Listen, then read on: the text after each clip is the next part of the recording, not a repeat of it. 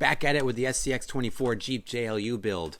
In this video we're going to do some body trimming. I'm going to show you exactly how I cut my fenders and shape them to give it that nice factory look. I'm going to show you a trick to get more clearance, more approach angle. This episode started pretty small with just the body trimming modifications, but it quickly escalated into a whole bunch more. So we made some big gains in this video. I'm excited to show you where the JLU is at now. So let's jump in. We'll start with the body modifications. I'll show you how that goes, and then we'll move on to the next mods. So let's get after it. Right, so we're gonna do some body trimming. So here's my tools. I got some Lexan scissors. We're gonna use that to do the trimming. And I got some fine grit sandpaper. I don't remember the exact grit, but this is what I'm going to use to shape the fenders with. So we're gonna cut with the scissors, and we're gonna tune and shape with the sandpaper. First thing I'm gonna do, remove the body. There, now we can mark it up and get ready to trim. So I'm gonna do the fenders first. So what I'm gonna do, I'm gonna take my Sharpie here and I'm just gonna draw out where I'm gonna cut. And I want these to look like the metal, the steel aftermarket fenders that you can get for the JLU and JT. Very similar to what I've done on my existing JTs and what I had on my previous JLU. So what I want to do is kind of make a triangular mark from this corner.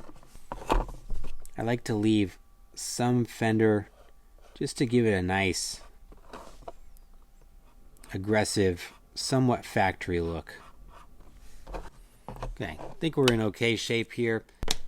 Let's give it a go. I'm always going to err on the side of caution. I'm going to go on the outside of my line because I can always shape it with the sandpaper. You can always cut more off, can't add it back on.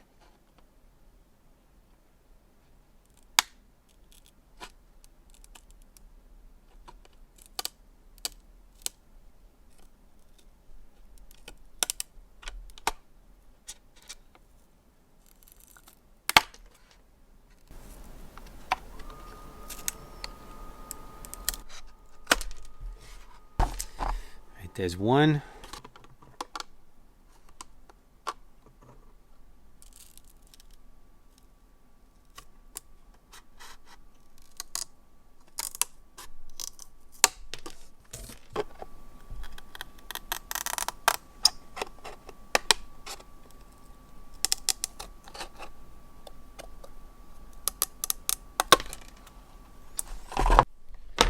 Okay, with the initial cut done, can trim these up a little bit, and then we'll just use the sandpaper to shape them.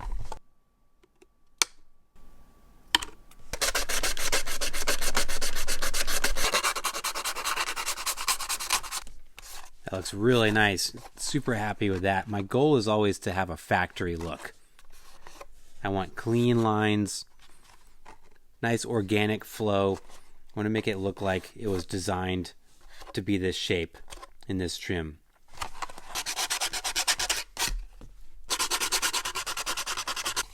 Look at that. That's a nice, aggressive, clean look right there. I like that a lot. So I'm happy with the fronts. Now I'm going to do the rears. The rears are, there's not much fender there in the rear anyway, so it's kind of just trimming the corners. I'm going to match the fronts. And then I'm going to show you the high clearance hack here for the grill. All right, here we are with our complete trimmed body. Really happy with this. I'm going to have a little bit of equaling out to do. I'm a perfectionist, so I'll probably keep just tweaking this here and there and keep the sandpaper handy for a couple days. In the rear, I went pretty deep on accident in the rear, but they're pretty close. There's not a lot of fenders in the rear anyway, but I like it. It gives it a really nice aggressive look when you put this on the truck itself. Looks great, I feel, and this just gives it such a more aggressive, streamlined look. So much gnarlier. Plenty of room for bigger tires if we want. With this stock setup, the Stinger bumper that I have in here, this RC Line Stinger bumper, nice and stubby here, but it does cause some issues, as does the stock bumper with your approach angle. So a great free way to do this is you can flip your bumper mounts upside down. But what you'll see is that when you do that, it raises it too much, and you got to take some off of the grill here. We're going to take a look at this now, and then I'm going to show you exactly what I'm going to do. See how this has this kind of drop down where the bumper is, we're just going to flip that around so it'll actually have an arm that goes up and out. It's going to give us a lot more clearance here. So I'm going to make that switch now, and then we're going to trim the body.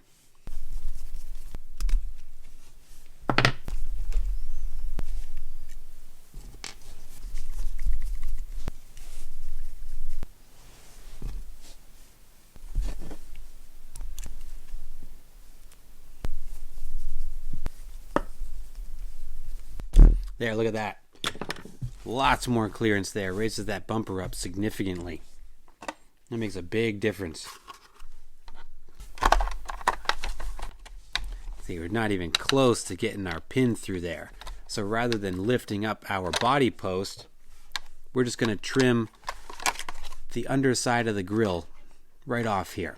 And you aren't even going to see this because it's still going to be flush with the bumper. And it's going to keep our body low and level. So now we're going to do that here. This again, I'm just going to take a little bit off at a time. Let's keep it rough for now. Once I get the positioning right, I will smooth it out.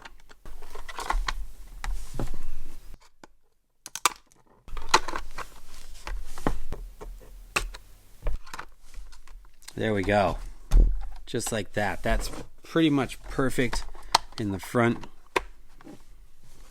Now we're just going to shape this, give it a more aesthetic look.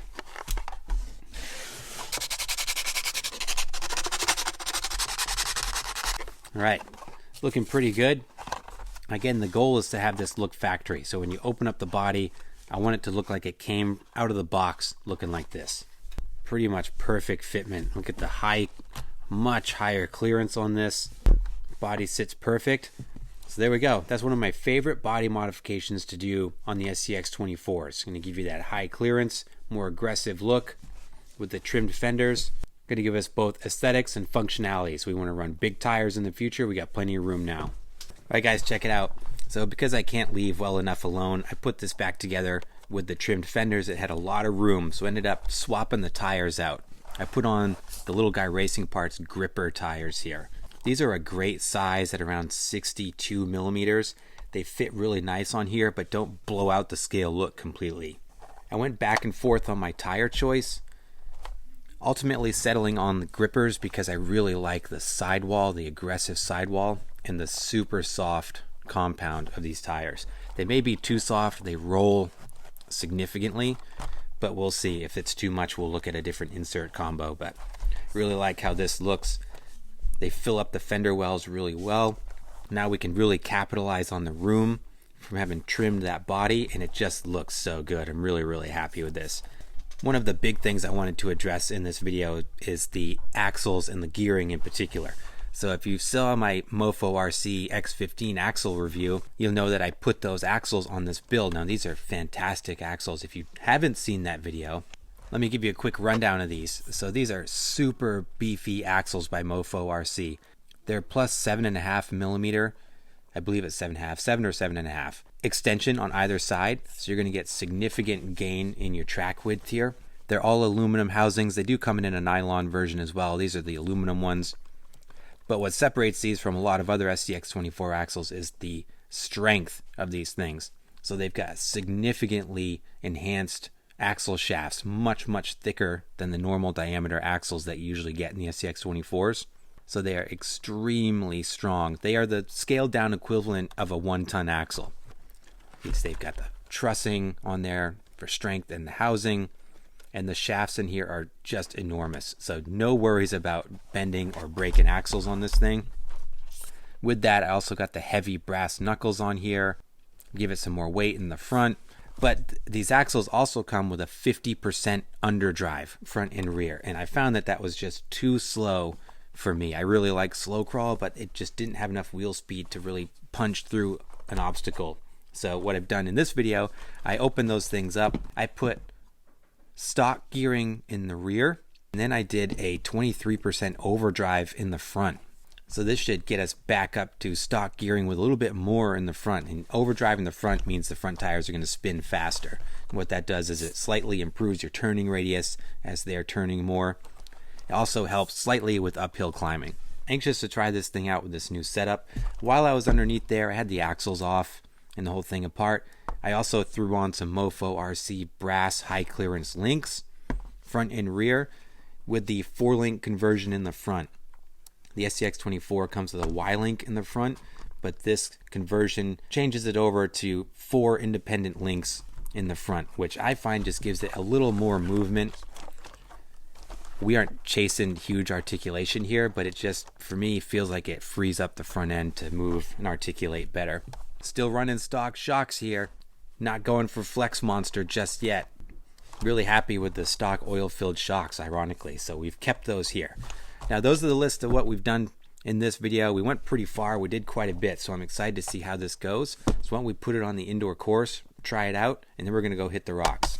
Let's get into our performance tests before we hit the course. Let's start with the RTI.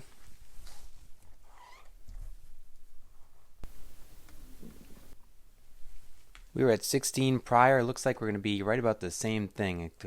16 on the RTI, so no gain there, which is not a big deal. Next up, let's do the side hill. So we were at 54 prior. Let's see how we get this time.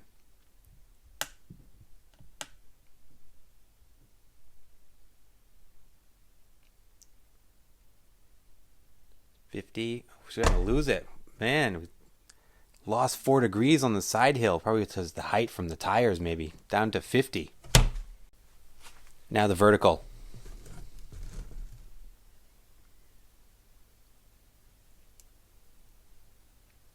We were at 64 last time. Starting to slide. We got to 64 on the last one. Let's see how we get this time.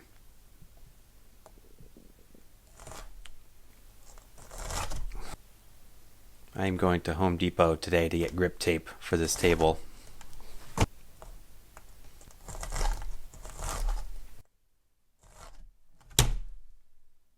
Right, now here we are on the 4-corner scales.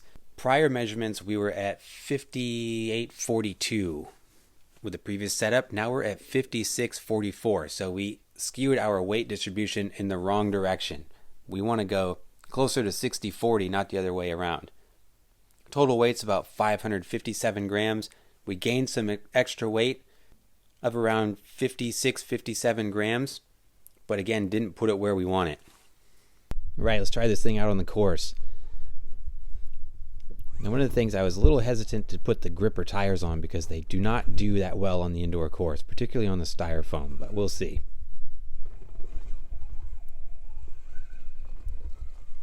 Gearing feels much higher. We'll see how it goes when I get into some of the sections where I need that wheel speed. So noticing a little bit of a hitch trying to get this thing going. It just feels like I got to work the throttle a little more than I was expecting to get this thing to engage. I wonder if getting a little bit of binding there. I wonder if I did something with the axles when I did the gear swap. It's manageable. We'll see. Coming into the canyon here, look at that approach angle, much improved with the higher bumper there.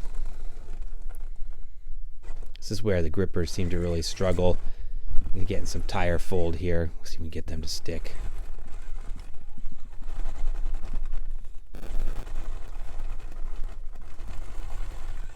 Nice. That was pretty good.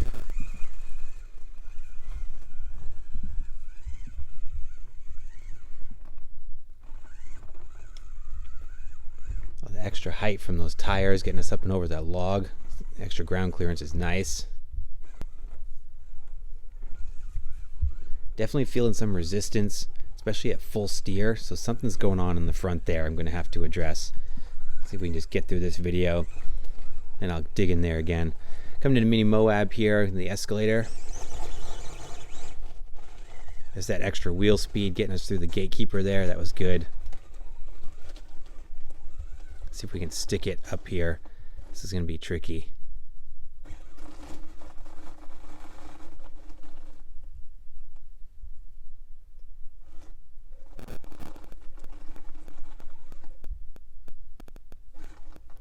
Oh, it's going to make it nice. They stick.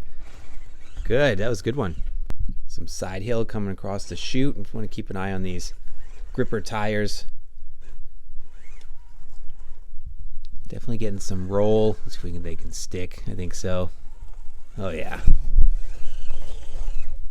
I'm gonna try Hell's Gate. Here we go.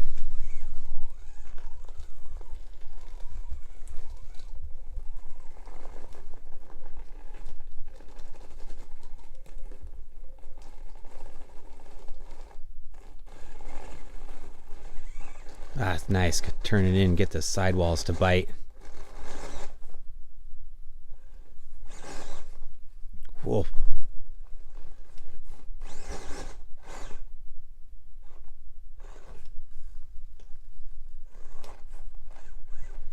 There we go. There we go. Nice run. So the gripper tires are tricky in here, but we'll see when we get it out on the rocks. I've got high hopes for this thing. They usually surprise me out there.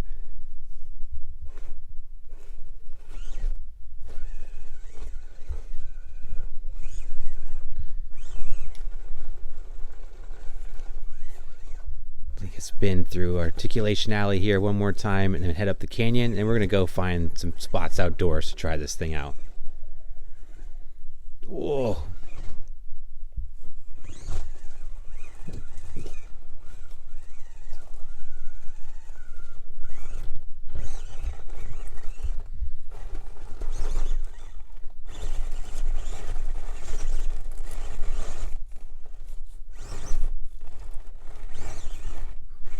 There we go. Trying a little more throttle, get up there. That seemed to work. Okay, let's go hit the rocks. Out in the backyard, it's been raining all night, so it's a little greasy out here. We'll see how this thing does. So I just took it out here and spit my drive shaft off almost immediately. I thought at first I broke an axle, and I thought there's no way after I've hyped these axles up so much that I just snapped a shaft that easy, but it just spit the drive shaft off.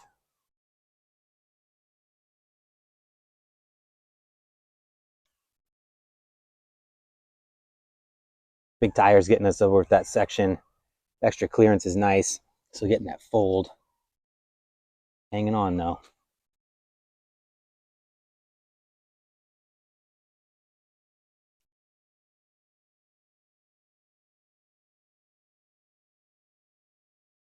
Actually reshooting this because I went outside yesterday and it was so windy, all my audio got destroyed. So this is part 2 of this.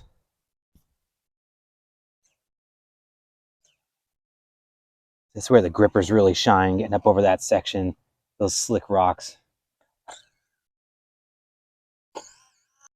But guys, so I'm an idiot. So I fixed my binding issues. What it was is that DJ Crawler provides their own hexes to go with these wheels, slightly longer to bump them out away from the knuckles. And I was getting binding with the wheels on the knuckles, and that's exactly what it was. So I went in there, changed the hexes out. Everything feels so much tighter. We'll see how this does now. Oh yeah. I don't have that rough engagement. Feels nice and smooth. There we go. Full steer, there's no issues. I think we solved it. I'm psyched now. We can really throw down. Although that drive shaft, I've lost it twice now. I find that once you lose them once, it tends to happen pretty frequently. So steel drive shafts might be in order next pretty soon.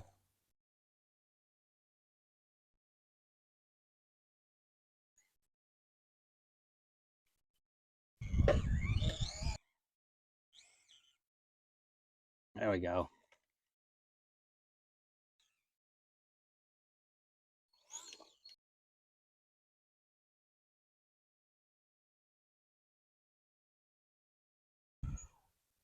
Just walking up these slick rocks, no problem.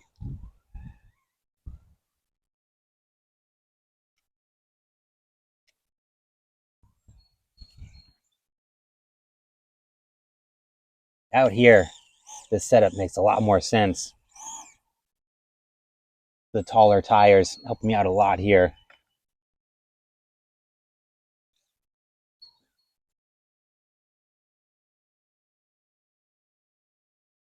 Oh, it's so nice to have that smooth engagement again.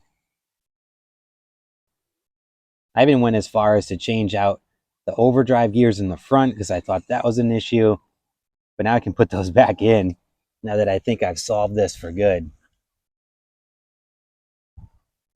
This thing's doing great out here now.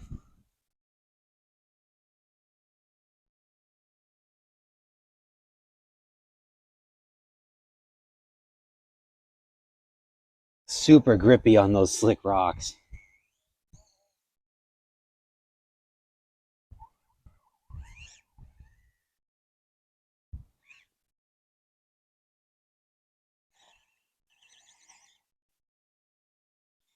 Ah, nice. All right, guys, I'm psyched with the JLU now. A little bit of frustration there initially, but now that we got it set up, this thing is in good shape. There we go. Look at this.